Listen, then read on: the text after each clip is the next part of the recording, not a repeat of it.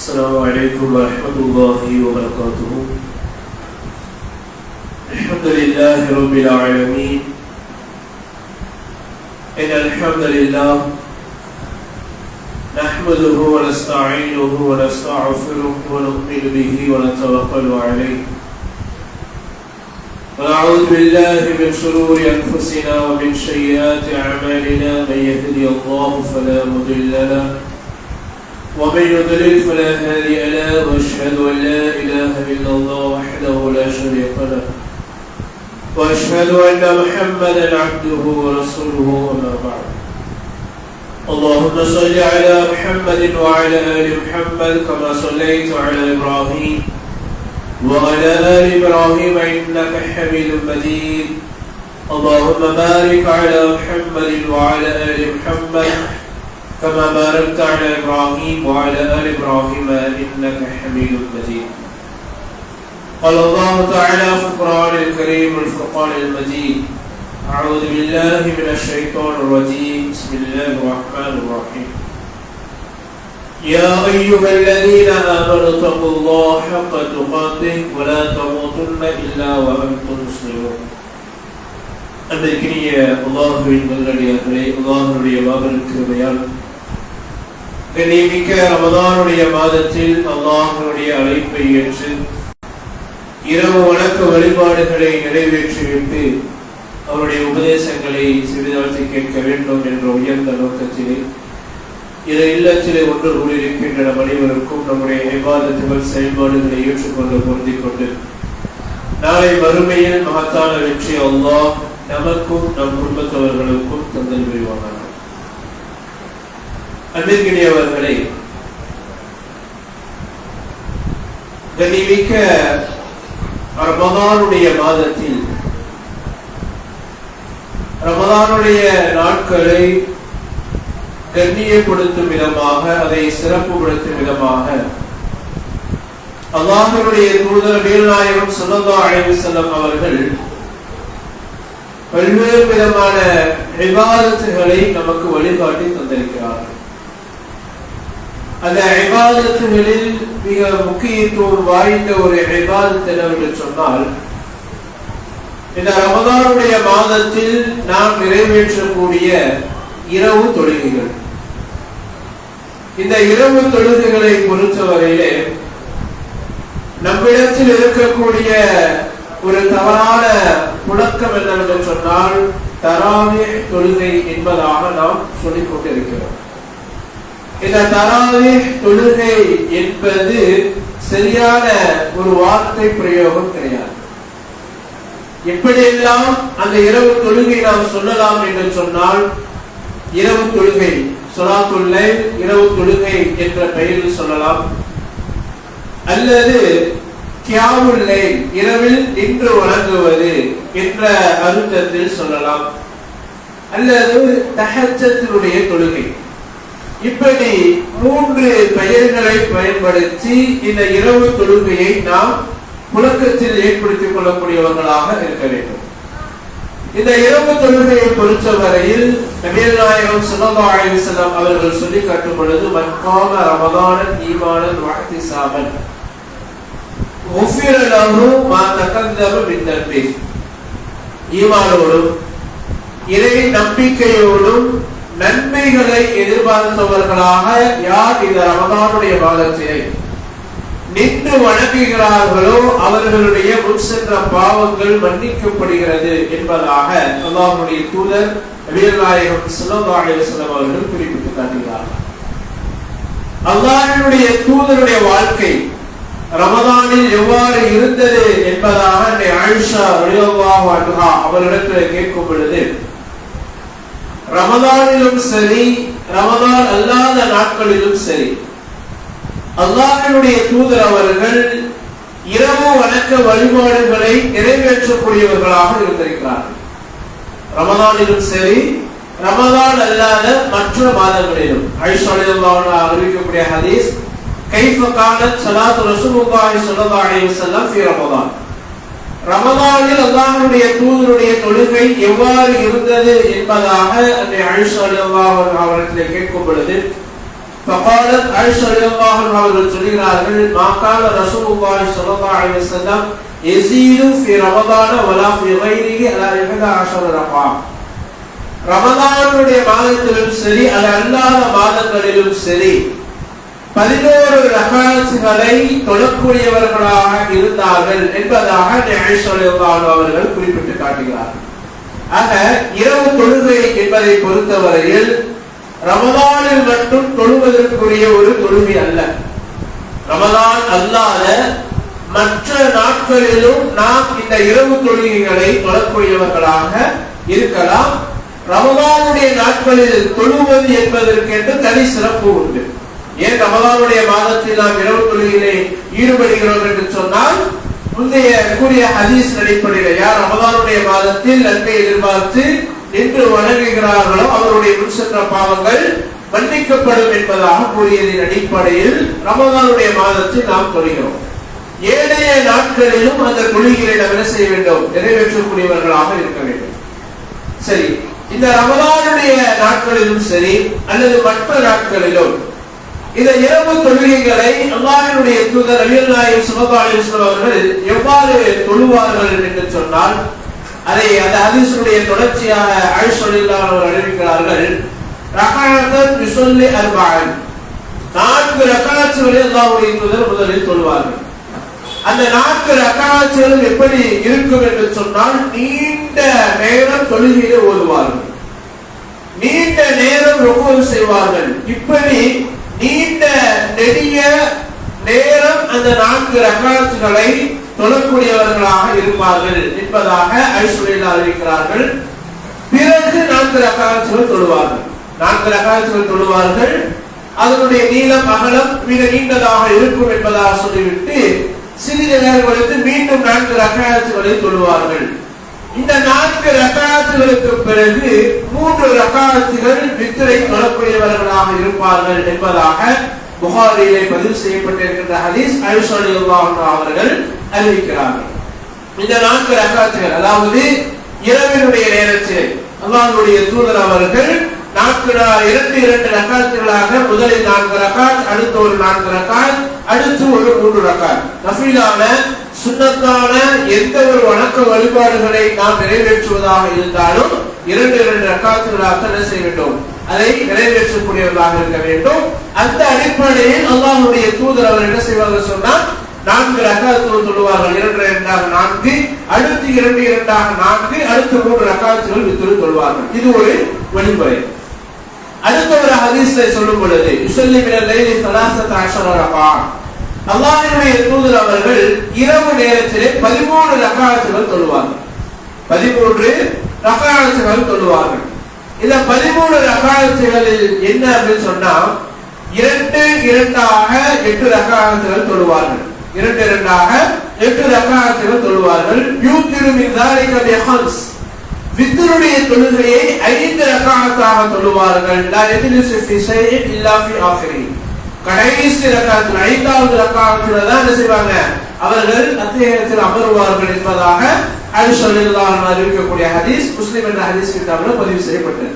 அப்ப 8 + 5 என்ற அடிப்படையில் 13 ரகஅத்துகளை நபிகள் நாயகம் ஸல்லல்லாஹு அலைஹி வஸல்லம் அவர்கள் தொழுதிருக்கிறார்கள் என்பதாக நம்மால் ஹதீஸிலே பார்க்க முடிகிறது. அப்ப 8 ரகஅத்துகளும் வித்ர் 5 ரகஅத்துகளும் நாம் தொழலாம். அடுத்த ஒரு ஹதீஸ் ஹஸ்ஸாபித் மைமுனா ரலியல்லாஹு அன்ஹா அறிவிக்கக்கூடிய ஒரு நிகழ்வாக வருகிறது. எவ்வாறு என்று சொன்னால், நபிகள் நாயகம் ஸல்லல்லாஹு அலைஹி வஸல்லம் இஸ்ரா தொழுது வீட்டுக்கு வருவாங்க. வீட்டுக்கு வருகின்ற அந்த நேரத்தில் அல்லாஹ்வுடைய தூதர் அவர் என்ன செய்வாங்கன்னு சொன்னா, முதல்ல 4 ரகஅத்து தொழுவாங்க. இஸ்ரா தொழுது விட்டு வந்து 4 ரகஅத்துகளை தொழுவார்கள். தொழுது விட்டு சிறிது நேரம் உறங்கி விடுவார்கள். அப்படி உறங்கி எழுந்த பிறகு என்ன செய்வார்கள் என்று சொன்னால், மீண்டும் ஒரு 4 ரகஅத்துகளை தொழுவார்கள். இப்படி இசா தொழுது விட்டு வந்த ஒரு 4 ரகஅத்துகளும் சிறிது நேரம் உறங்கி எழுந்த பிறகு 4 ரகஅத்துகளும் தொழுவார்கள். இந்த 4 பிறகு எதிர்க்கக்கூடிய 4 ரகஅத்துகளை எப்படி தொழுவார்கள் என்று சொன்னால், நீண்ட நேரம் நெடிய நேரம் தொழுவார்கள். சுபஹினுடைய நேரம் வந்துவிட்டது என்ற அந்த நிலை வந்துவிட்டார்களானால் ஒரு ரகாத்தாக வித்ரை தொழுது அந்த தொழுகையை முடித்துக் கொள்வார்கள் என்பதாகவும் ஹதீஸ்களிலே நம்மால் பார்க்க முடிகிறது. இது புகாரி என்ற ஹதீஸ் கிதாபிலே ஹதீஸ் பதிவு செய்யப்பட்டிருக்கின்ற ஹதீஸ். அன்பிற்குரிய அல்லாஹ்வினுடையவர்களே, மேற்கூறப்பட்ட எல்லா ஹதீஸ்களிலும் நபிகள் நாயகம் ஸல்லல்லாஹு அலைஹி வஸல்லம் அவர்கள் இரவு தொழுகையை 2 ரகாத்துகளாக 8 ரகாத் பிளஸ் 3 ரகாத் வித்ர் தொழுகை, 8 ரகாத் பிளஸ் 5 ரகாத் வித்ர் தொழுகை, 8 ரகாத் அதோடு 1 ரகாத் வித்ர் தொழுகை என்று பெரும்பான்மையான நேரங்கள் அல்லாஹ்வுடைய தூதர் அவர் என்ன செய்திருக்கிறார்கள் சொன்னால் 8 ரகாத் வித்ரையும் சேர்த்து தொழக்கூடியவர்களாக இருந்திருக்கிறார்கள். இப்ப நாம இரவு நேரத்தில் தொழுகிறோம், இரவு தொழுகை என்று ரமலானுடைய மாதத்தில் தொழுகிறோம். இப்படி தொழுவதும் அல்லது இரவு தொழுகை என்பதும் தஹஜ்ஜுடைய தொழுகை என்பதும் இதெல்லாம் ஒரே நேர தொழுகையை குறிக்கக்கூடியதுதானா அல்லது வேறு வேறு தொழுகையா என்று சொல்லி பார்த்தால் எல்லாமே ஒன்றுதான். இஷாவுக்கு பிறகு நாம் தொழுகிறோம் என்று சொன்னால் அது இரவு தொழுகை என்ற அடிப்படையில் ஆகிவிடும். சிறப்பு எதென்று சொன்னால் கடைசி நேரம் இரவில் 3 பகுதியில் 3வது பகுதியாக இருக்கக்கூடிய தஹஜ்ஜுடைய நேரம் என்று சொல்கிறோம் அல்லவா, சுபஹுக்கு முன்னால் இருக்கின்ற நேரம், அந்த நேரத்தில் தொழுவது தஹஜ்ஜுடைய தொழுகை என்பதாக இமாம்கள் நமக்கு விளக்கம் அளிக்கிறார்கள். இரவு நேரத்தில் தொழுவது இரவுடைய தொழுகை, தஹஜ்ஜுடைய நேரத்தில் தஹஜ்ஜுடைய தொழுகை. இரவிலும் தொழுகலாம், என்ன செய்யலாம், தஹஜ்ஜுடைய நேரத்தில் தொழுவது அதிகப்படியான சிறப்புகளை நமக்கு பெற்றுத் தரக்கூடிய ஒன்றாக இருக்கிறது.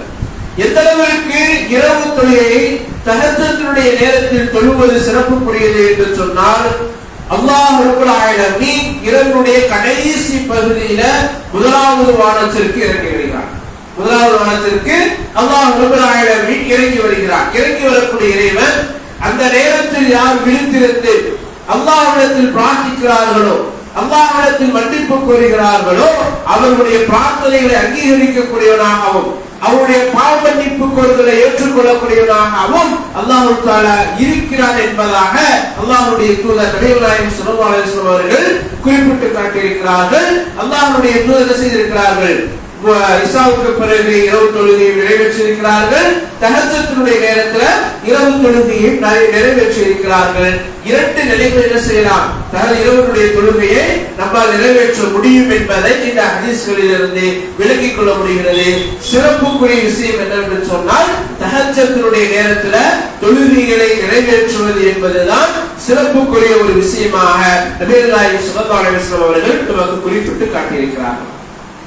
அடுத்ததாக அன்பிற்குரியவர்களே, இந்த ரமலானுடைய மாதத்துல இறுதி 10 நாட்கள் என்பதாக அல்லாஹ்வுடைய தூதர் அவர்கள் சில விசேஷமான இபாதத்துகளை நமக்கு வழிகாட்டி தந்திருக்கிறார்கள். இறுதி 10 என்பதை பொறுத்தவரையில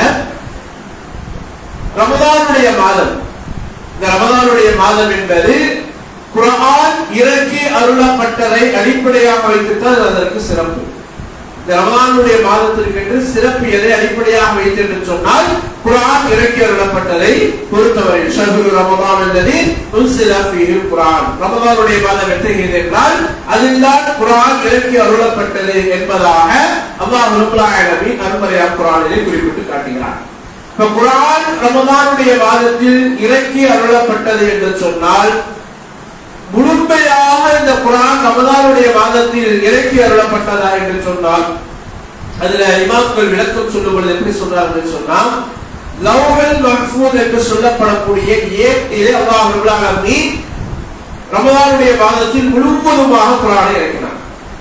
இந்த அல்லாஹ்வுடைய தூதருக்கு வஹியாக அறிவிப்பதற்கு முன்பாக என்ன செய்கிறார், குர்ஆனை ஒரு முழு வடிவமாக முழு தொகுப்பாக லவ்ஹுல் மஹ்ஃபூஸ் என்று சொல்லப்படக்கூடிய அந்த கிதாபில் அல்லாஹ் செய்திருக்கிறார், முழுமையாக இறக்கி வைத்து விட்டார். அதற்கு பிறகுதான் அல்லாஹ்வுடைய தூதருடைய 23 ஆண்டு கால வாழ்க்கையில் சிறிது சிறிதாக அல்லாஹ் தஆலா இறக்கி வைக்கிறார். இந்த குர்ஆன் முழுமையாக லவ்ஹுல் மஹ்ஃபூஸ் என்ற ஏட்டில் இறக்கப்பட்டது அல்லவா, அந்த நாடு தான் அல்லாஹ் தஆலா இந்த குர்ஆனுடைய வசனத்தில் சொல்லும் பொழுது இன்னா அன்ஸல்னாஹு ஃபீ லைலத்துல் கத்ர், லைலத்துல் கத்ருடைய இரவில் நாம் என்ன செய்தோம், குர்ஆனை இறக்கி வைக்கிறோம் அல்லாஹ் சொல்றாரு இல்லையா. அந்த குர்ஆனை இறக்கி வைத்த அந்த லைலத்துல் கத்ருடைய இரவு என்பது முழு குர்ஆனையும் அல்லாஹ் தஆலா இறக்கி அதனுடைய அந்த லவ்ஹுல் மஹ்ஃபூஸ் என்ற ஏட்டில் இறக்கினானே அந்த நாளை குறிக்கக்கூடியதன் அடிப்படையிலாக அல்லாஹ் தஆலா குறிப்பிட்டு காட்டியிருக்கிறார் என்பதாக இமாம்கள் நமக்கு விளக்கம் அளிக்கிறார்கள். அப்ப குர்ஆன் ரமலானுடைய மாதத்தில் முழுமையாக இறக்கப்பட்டது என்று சொன்னால் ரமலானுடைய மாதத்தில் லைலத்துல் கத்ருடைய இரவில் அல்லாஹ் முழுமையாக இறக்கினான். அல்லாஹ்வுடைய தூதருக்கு அல்ல லவ்ஹுல் மஹ்ஃபூஸ் என்ற அந்த ஏட்டிலே அல்லாஹ் தஆலா இறக்கி வைத்தார் என்பதை நாம் விளங்கிக் கொள்ள வேண்டும். அதே போன்று இந்த குர்ஆன் இறக்கி அருளப்பட்ட மாதத்திலே லைலத்துல் கத்ருடைய இரவில் அல்லாஹ் தஆலா குர்ஆனை இறக்கி இருக்கின்றார் என்பதாக அல்லாஹ் தஆலா குர்ஆனிலே சொல்கிறார். இந்த லைலத்துல் கத்ருடைய இரவு என்பது என்ன என்பதை பற்றியும் அந்த நாளினுடைய சிறப்பை பற்றியும் அல்லாஹ்வுடைய தூதர் சொல்லி காட்டும் பொழுது ஆயிஷா ரலியல்லாஹு அன்ஹா அவர்கள் அறிவிக்கக்கூடிய ஹதீஸ் தஹரு லைலத்துல் கத்ரி ஃபில் வித்ர் மினல் அஷ்ர் அவாகிர் மின் ரமதான், ரமதானுடைய கடைசி 10 நாட்களில் ஒற்றைப்படை இரவுகளில் லைலத்துல் கத்ரை தேடுங்கள் என்பதாக அல்லாஹ்வுடைய தூதர் கூறினார்கள் என்று ஆயிஷா ரலியல்லாஹு சொல்றாங்க.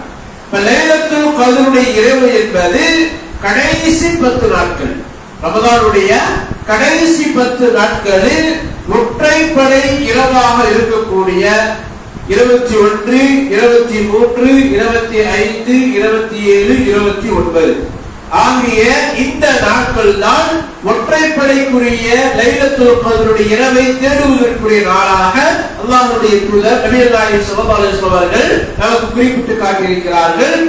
இந்த லைலத்துல் கத்ருடைய இரவுல செய்யக்கூடிய இபாதத்துகளில் ஒன்று என்னவென்று சொன்னால் அல்லாஹ்வுடைய தூதர் சொல்கிறார்கள், மன் காம லைலத்துல் கத்ரி ஈமானன் வ இஹ்திசாபன், ஈமானோடும் நன்மை எதிர்பார்த்தும் லைலத்துல் கத்ருடைய இரவிலே யார் நின்று வணங்குகிறார்களோ முஸ்லிம்ஹுமா தகல்லப மின் தன்பிஹி, அவருடைய முன்சென்ற பாவங்கள் மன்னிக்கப்படும் என்பதாக ஹதீஸிலே அல்லாஹ்வுடைய தூதர் சொல்லி காட்டியிருக்கின்ற ஹதீஸ் புகாரிலே பதிவு செய்யப்பட்டிருக்கிறது. அப்ப ரமதானுடைய இரவு நாட்களில் நின்று வணங்குவது என்பது முன்சென்ற பாவங்களை மன்னிக்கக்கூடியதாக இருக்கிறது.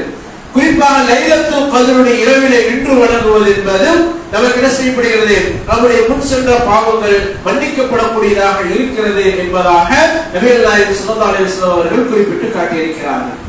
இதில் இன்னொரு விஷயம் என்னவென்று சொன்னால், மன் கான இஅ்தகஃப மஇய ஃபல்யதஅக்கஃப் அஷ்ரல் அவாஹிர், இந்த கடைசி 10 நாட்களில் ஒற்றைப்படை இரவுகளில் லைலத்துல் கத்ரை எவ்வாறு தேட வேண்டும் என்பதை பற்றி அல்லாஹ்வுடைய தூதர் சொல்லும் பொழுது, யாரெல்லாம் அல்லாஹ்வுடைய தூதர் சொல்றாங்க என்னோட இஅ்திகாஃப் இருந்தார்களோ, அதாவது அல்லாஹ்வுடைய தூதர் ஒற்றைப்படை அந்த இஅ்திகாஃப் இருக்கும்போது முதலில் என்ன செய்றாங்க, நடுப்பத்துல இஅ்திகாஃப் இருக்கிறாங்க, அடுத்து இரண்டாவது பத்துல இஅ்திகாஃப் இருக்கிறாங்க.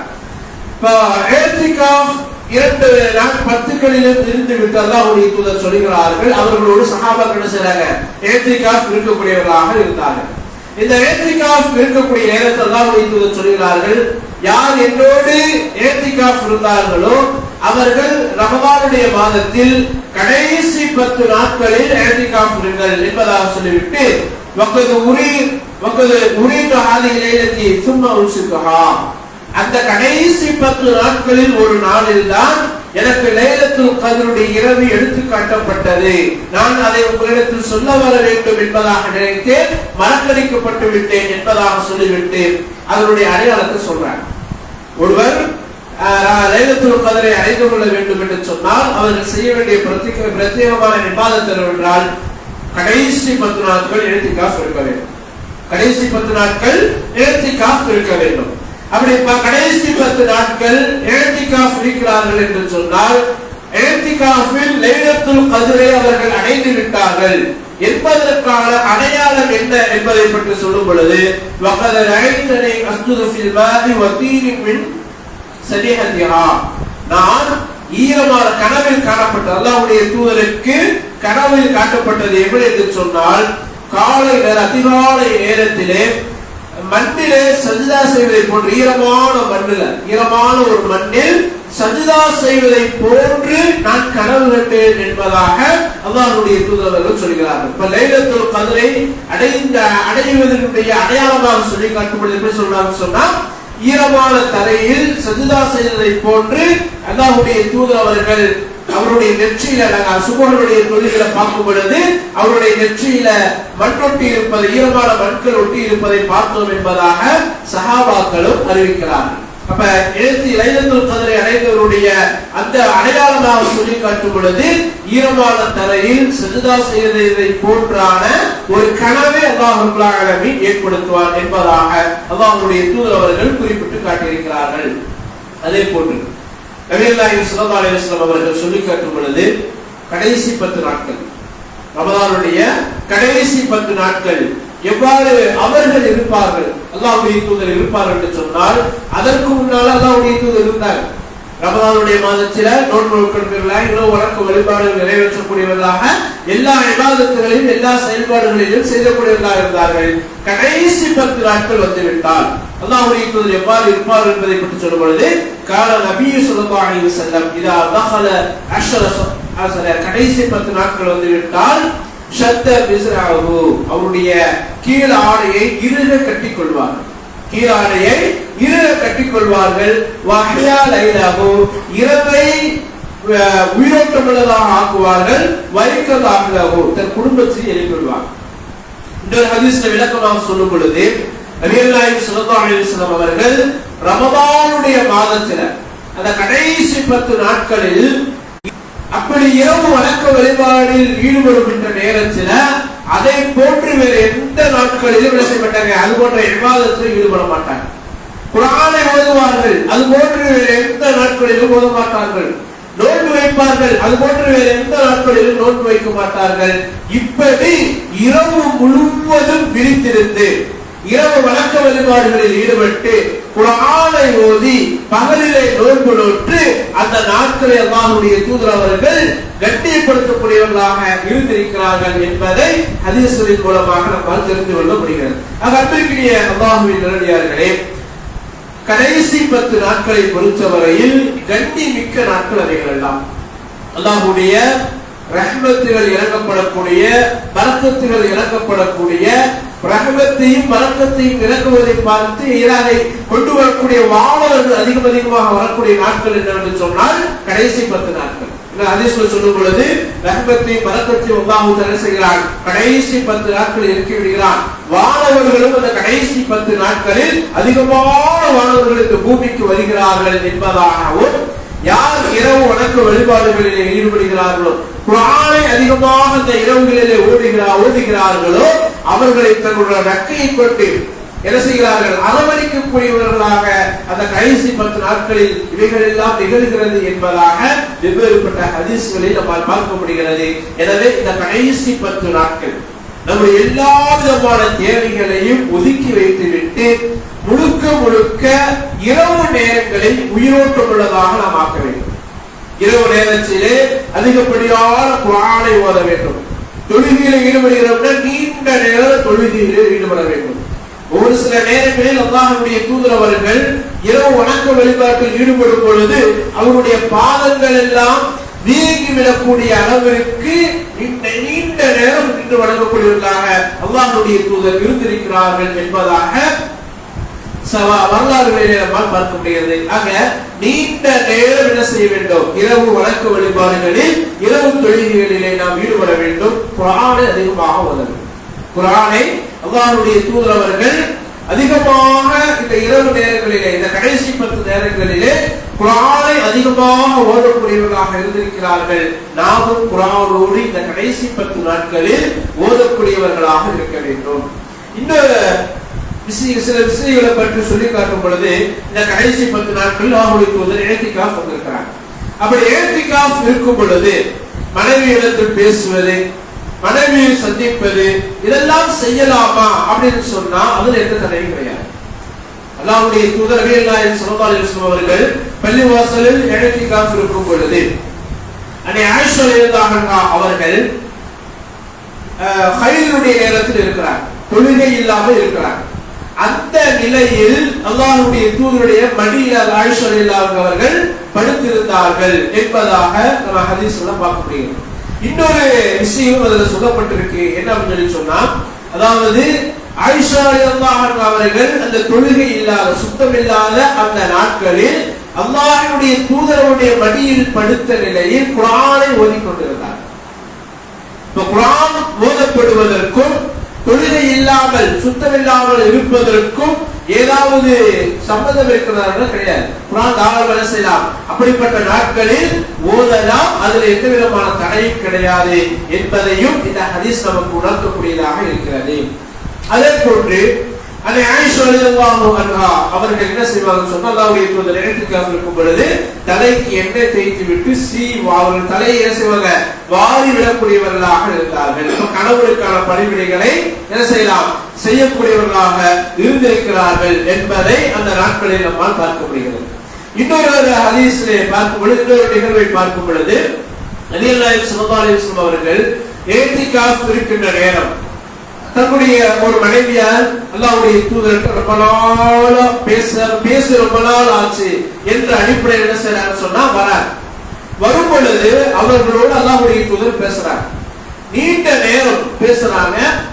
எந்த அளவுக்கு ஹதீஸ்களில் மிகைத்து சொல்லப்பட்டிருக்கு அப்படின்னு சொன்னா, அவங்க கிளம்பி போற ரொம்ப நேரம் ஆயிடுச்சு, நீங்க போயிட்டு வாங்க அப்படின்னு சொல்லக்கூடிய நேரம் அல்லாஹ்வுடைய தூதர் அவர்கள் தன்னுடைய மனைவியை வெளியே வாசலுக்கு வந்து வழி அனுப்பி விடக்கூடிய அளவிற்கு அந்த ஹதீஸ்ல சொல்லப்படும் பொழுது நெருக்கமாக இருந்தார்கள். ஆயிஷா அல்லாஹ்வுடைய தூதரும் அவருடைய மனைவியார் செஞ்சாங்க, மிக நெருக்கமாக இருந்தார்கள்.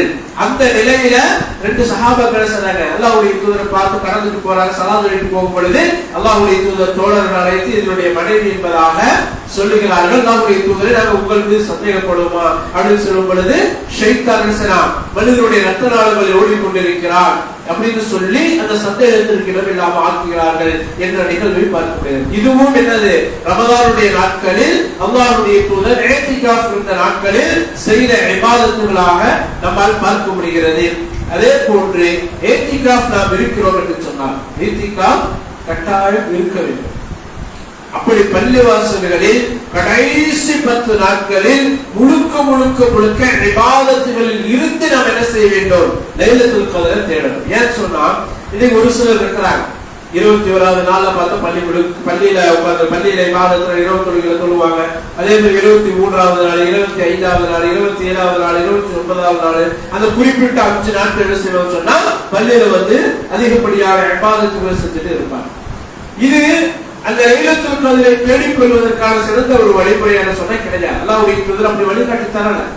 கடைசி 10 நாட்கள் இஹ்திகாஃப் இருப்பதாக இருந்தால் கடைசி 10 நாட்கள் செய்ய வேண்டும். முழுக்க நீங்கள் பள்ளிவாசலிலே அமர்ந்து எல்லா விதமான இபாதத்துகளையும் செய்ய வேண்டும். அந்த எல்லா விதமான இபாதத்துகளையும் செய்து இரவு நாட்களில் உயிரோட்டம் உள்ளதாக ஆக்கணும். 10 நாளுமே 10 நாட்களுடைய இரவுகளிலும் விழித்திருந்து குர்ஆனை ஓதி தொழுகையை நிலைநிறுத்தி உயிரோட்டம் உள்ளதாக அந்த நாட்களை ஆக்க வேண்டும். அந்த 10 நாட்கள் எதற்காக வேண்டி வெளியே போகலாம், பள்ளிவாசலில் குளிப்பதற்கோ அல்லது மலத்தலம் கழிப்பதற்கோ வழியில் ஏற்பாடுகள் இல்ல, வீட்டுக்கு போய்தான் ஆகணும் அப்படின்னு சொல்லக்கூடிய தவிர்க்க முடியாத காரணத்துக்கு என்ன செஞ்சலாம், வீட்டுக்கு போய் குளித்து விட்டு வந்துடலாம் அல்லது வீட்டுக்கு போய் பாத்ரூமுக்கு போயிட்டு வந்து விடலாமே தவிர அத்தியாவசிய மற்ற தேவைகளுக்கு என்ன செய்யக்கூடாது, பள்ளிவாசலை விட்டும் அந்த 10 நாட்களில் வெளியே செல்லக்கூடாது என்பதும் நமக்கு இஹ்திகாஃபுடைய வழிமுறையில் ஒன்றாக வழிகாட்டி தரப்பட்டிருக்கிறது. அன்பிற்குரிய அல்லாஹ்வின் அடியார்களே, அல்லாஹ்வுடைய மாபெரும் கிருபையால் ரமதானுடைய பகுதியை நாம் கடந்து விட்டோம். இன்னும் ஓரிரு நாட்களில் இன்ஷா அல்லாஹ் கடைசி 10 நாட்கள் வரக்கூடியதாக இருக்கிறது. எனவே இரவு வணக்க வழிபாடுகளுக்கு நாம் அதிக முக்கியத்துவம் கொடுக்க வேண்டும். குறிப்பாக கடைசி 10 நாட்களில் இரவு நேரங்களில் உயிரோட்டம் உள்ளதாக, அந்த நாட்களில் குர்ஆனை அதிகமாக ஓதக்கூடியவர்களாக, நன்மையான காரியங்கள் அதிகமாக செய்யக்கூடியவர்களாக, தஸ்பீஹ்களில் ஈடுபடக்கூடியவர்களாக, அல்லாஹ்வை போற்றி புகழக்கூடியவர்களாக, தான தர்மங்களில் ஈடுபடக்கூடியவர்களாக, நம்மால் என்னென்ன நன்மைகளை எல்லாம் செய்ய முடியுமோ அது போன்ற எல்லா நன்மைகளையும் அந்த கடைசி 10 நாட்களை நாம் நிறைவேற்றக்கூடியவர்களாக இருக்க வேண்டும். அல்லாஹ் ரப்பல் ஆலமீன் இபாதத்துகளை முழுமையாக நிறைவேற்றக்கூடிய நல்லதொரு பாக்கியத்தை நம் அனைவர்களுக்கும் தந்தது புரிந்து ரமலான் மாதம் நம்மை விட்டு கடந்து செல்கின்ற நேரத்திலே பாவங்கள் மன்னிக்கப்பட்ட நிலையிலும் ரையான் சொர்க்கத்தின் வாசல்கள் திறக்கப்பட்ட நிலையிலும் இந்த ரமலானுடைய மாதத்தை நாம் கடந்து செல்லக்கூடியவர்களாக இருக்க வேண்டும். அல்லாஹ் ரப்பல் ஆலமீன் அப்படிப்பட்ட நல்லதொரு பாக்கியத்தினை நமக்கும் நம் குடும்பத்தவர்களுக்கும் தந்தது புரிவானாக. வாஹிரு தஅவானா அல்ஹம்துலில்லாஹி ரப்பில் ஆலமீன்.